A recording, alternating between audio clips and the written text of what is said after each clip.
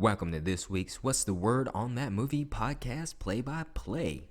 I am your host, your voice, Daniel Lawrence. Today we will be talking about The Terminator. That's right, in preparation for the release of Terminator Dark Fate, I have gone back and watched the original film, The Terminator, and I want to talk about it with you. That's right, turn the volume up, sit back, and journey with me as I discuss The Terminator. What's the Word on That Movie can be found on Twitter, Instagram, and Snapchat. Other platforms coming soon, as well as video. Twitter handle is at What's the Word on 2. First letters of each word capitalized, and yes, that is the number 2. Instagram is What's the Word on That Movie, all lowercase, and Snapchat is What's the Word on That Movie. What's has an apostrophe, and the first letter of each word is capitalized, and each word is spaced out. Let's get to it. The Terminator opens in LA, 2029 AD, with a battle taking place. The audience is then informed that the machines rose from the ashes of the nuclear fire. Their war to exterminate mankind had raged for decades, but the final battle would not be fought in the future. It would be fought here in our present, tonight. Okay, so from the very first few seconds in the film, we know that this movie will not take place in the battle we currently see, but will be set sometime before. We are then cut to Los Angeles, 1984 AD. We get an introduction of the Terminator, played by a naked Arnold Schwarzenegger.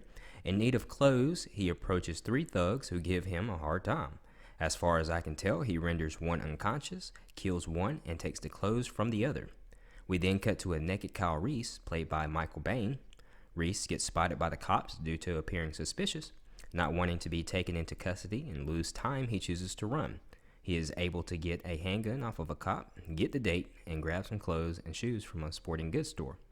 He makes his way out of the store as the cops search for him. He is then able to steal a shotgun from one of the police cars parked outside upon getting away. He then goes to the phone book to look up Sarah Connor. We then cut to Sarah Connor, played by Linda Hamilton, riding a moped as she is headed to work at Big Jeff's. We cut to a very punk-dressed Terminator who is in the process of stealing a station wagon. Cutting back to Sarah, we get to see her life as a waitress. Back to the Terminator, he goes into the gun store to purchase the weapons he needs. Not having any money, he blasts the salesman with a shotgun round. What I like so far is that within the first 15 minutes, we know there is a war between machines and man. Time travel is possible. We know our 3 main characters. I believe this is all done so once the movie gets going, it doesn't have to waste much time slowing down to let the audience know what is happening. The audience can sit back and enjoy the chase. Next, we get the Terminator also searching through the phone book to locate Sarah Connor, but unlike the protagonist, Kyle Reese, he doesn't know Sarah's full name. There are 3 Sarah Connors in the phone book, so he chooses to go down the list and kill each one.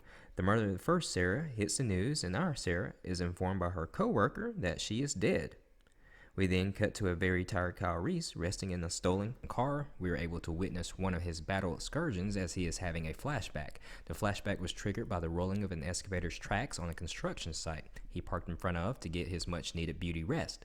The excavator's rolling track reminded him of the rolling track Terminators from his time. Obviously, Kyle Reese suffers from PTSS or PTSD. We then learn that a second Sarah Connor has been killed. The cops try and jump out in front of the story and bring our Sarah into custody before the perp is able to find her. Okay, let's take a second here. I really like the simplicity to the story. It, in my opinion, is clean cut and the story moves the movie right along.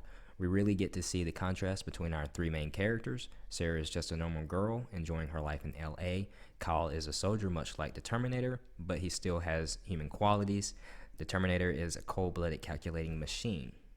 Back to the movie. So Kyle locates Sarah and follows her as she leaves her apartment and goes out to see a movie. We find Sarah at a bar as she learns the second Sarah Connor has been slain. She then goes to the phone book to look up the names and realizes she is next. As she leaves what appears to be a sports bar, she spots Reese following her and thinks he is the phone book killer. The Terminator then shows up at her apartment. Not knowing what Sarah looks like, he kills her roommate, thinking to himself, mission complete, only to find out as Sarah calls home that his target is still out there.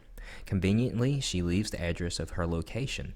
As he searches the apartment, he finds the driver's license of Sarah. Now more tension is built as he knows what she looks like. He shows up at the address Sarah gave out and spots her. Ready to kill, he draws his weapon only to be thwarted by Reese. Reese blasts the Terminator 5 times with a shotgun, only for the Terminator to get back up and begin his assault with an Uzi. Once again, the Terminator is able to get a lock on Sarah, but once more is thwarted as Reese shoots him 3 more times, blasting the Terminator out of the front window. Once again, the Terminator rises.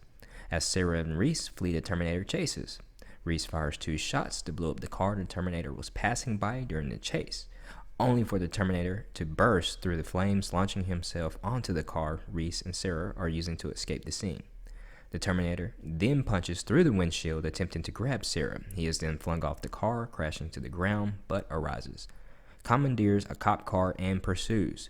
We get to see Sarah freak out, just as any normal person would in a situation like this. Reese explains to her that she has been targeted for termination. We learn the Terminator can mimic the voices of the people it comes in contact with. Reese explains to Sarah what the Terminator is, only for her to say, "We can't make things like that yet," which leads Reese into telling her he and it are from the future. Let's pause because this is really great.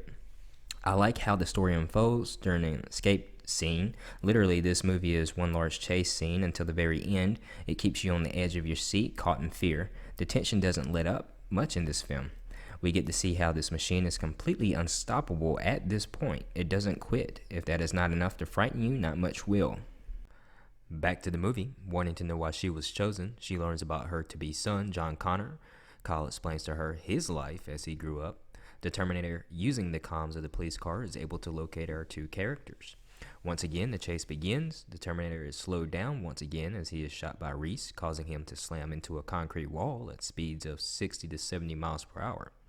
As the police converge on the scene and arrest Reese and Sarah, she looks back only to see the Terminator is not in the car. The Terminator escaped just before the police got there.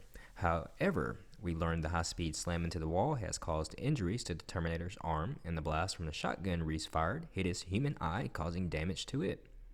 We then get Reese in custody, trying to explain he is from the future and that the other guy is as well, but that this other thing is a machine. The Terminator repairs himself, cutting out the useless eye, restocks his guns, and heads back out to pursue his target. Quick pause. You know the Terminator has a really good work ethic. He is out grinding to get the job done, and I mean done by any means necessary. Sarah and Reese are in police custody, but it's the Terminator. He doesn't care she is at a police station. He cares only for the mission, as we will soon find out. Back to the movie. The cops are trying to explain to Sarah that the Terminator is a man wearing a bulletproof vest who is probably hyped up on PCP. We then have the Terminator show up at the precinct looking for Sarah. This is when Arnold utters the famous line, "I'll be back," walks out and drives a car back into the building and begins a full onslaught upon the precinct. Reese and Sarah are able to escape as the police stand no chance against the Terminator. At this point, Sarah is totally fearing for her life. Nobody seems capable of stopping this thing. The Terminator spots Reese and Sarah escaping and is unable to pursue. We get our first real break in the movie since the sequence of chases began. We get more story and the development of a bond between our 2 characters. The story is written so perfectly. It's great to see how normal Sarah Connor is in this film as she is learning to cope with all the news that has been thrust upon her. She learns that she is going to become a fierce woman, but doesn't see it for herself. Really well written for further character development, especially as we see with this new Terminator film, Terminator Dark Fate, that she ultimately became that fierce person she learned she would become. Back into the movie. Sarah learns that dogs can be used to spot Terminators. The next day, the Terminator searches through the address book he picked up from her apartment to begin his search for her once more. Conveniently, Sarah calls her mom, letting her know she is okay. The Terminator answers the phone, mimicking her mother's voice. Immediately after getting off the phone, the Terminator calls back to the location Sarah called from, asking for the address. Reese and Sarah make love. After their love session, they are planning to head out to put distance between the Terminator and them. But once again, the Terminator is on their trail as they just barely escape as they are alerted by a chained-up dog outside beginning to bark as if he has spotted something strange. Upon escaping, Reese hits the Terminator with a truck, but this is not enough to stop it. It grabs a sport bike and the chase once again is back on. Reese launches pipe bombs out of the truck trying to take the Terminator down and gets shot in the process. Sarah is able to bump the Terminator between the truck and guardrail, causing him to go down. However, she flips the truck in the process. The Terminator, being in the middle of the road, is then hit by a big rig, yes, an 18-wheeler, But this is still not enough to stop him. However, it is enough to damage the Terminator's leg and human flesh surrounding its face. The Terminator commandeers the big rig and once again begins pursuit of Sarah. Reese places a pipe bomb on the rig. The rig happens to be a fuel truck, so once the pipe bomb explodes, the whole truck goes up in flames, exploding. The Terminator then climbs out of the rig, walking a few steps before falling to the ground amidst all the debris.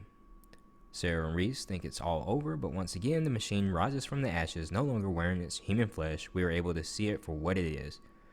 Sarah and Reese run, and the Terminator continues pursuit. As they enter this factory, Reese begins turning on all the equipment to confuse the Terminator's tracking system. The gunshot wound is really beginning to wear on Reese at this point. Even with all the confusion, the Terminator is still able to track them successfully. Reese makes his last stand as he tells Sarah to run. He is defeated, but by his own doing. He was able to place his last pipe bomb on the Terminator's hip and roll away, but because of the proximity, the explosion killed him. With pieces of the Terminator lying around on the ground, Sarah thinks it's over, but is surprised once again as even without legs, it continues to pursue. She is able to lead it under a hydraulic press. She then cages it and utters the words, "You're terminated, F word." We see her at the end of the movie in Mexico, pregnant and with a dog. The movie ends with her riding off into an incoming storm.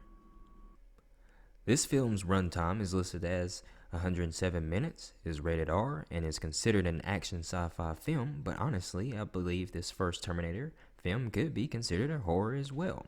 It is just downright frightening how the Terminator continues to keep the chase. You have to think, this thing is a machine.